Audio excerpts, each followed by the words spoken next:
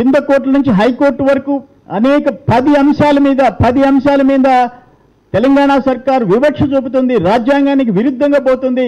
ఉమ్మడి రాజధానిలో ఉండాల్సిన ఆంధ్రప్రదేశ్ వాళ్ళకున్న కామన్ క్యాపిటల్లో ఉన్న హక్కులకు భంగం కల్పిస్తుందని చెప్పేసి అనేక సందర్భాల్లో ఇస్తే గవర్నర్ గారికి కనిపించడం లేదా?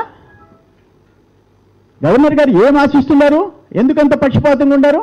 ఒక్క సందర్భంలో మీరు ఇంటర్ఫియర్ అయినారా?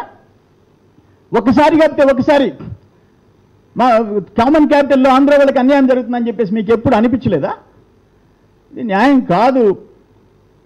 గవర్నర్ నరసింహన్ గారు, మీ మీద గవర్నర్ల మీద మాకు ఇటువంటి ప్రెస్ కాన్ఫరెన్స్ పెట్టాల్సి వస్తుందని చెప్పేసి మేము ఊహించలా.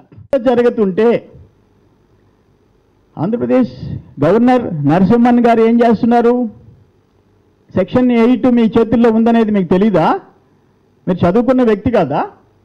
అసలు ఇక్కడ ఏమీ జరగటం లేదన్నట్టు మీరు మాట్లాడతారా? సెక్షన్ 8ని ఉపయోగించాల్సిన అవసరం హైదరాబాద్లో రావటం లేదని చెప్పేసి అనే అభిప్రాయాన్ని మీరు వెలిబుచ్చుతుంటే ఇవన్నీ కోర్టులు న్యాయస్థానాలకు ఉన్న బాధ్యత మీకు లేదా? కేంద్ర ప్రభుత్వం దాన్ని అడ్డుకుంటుందా? ఆ సాహసం చేస్తుందా?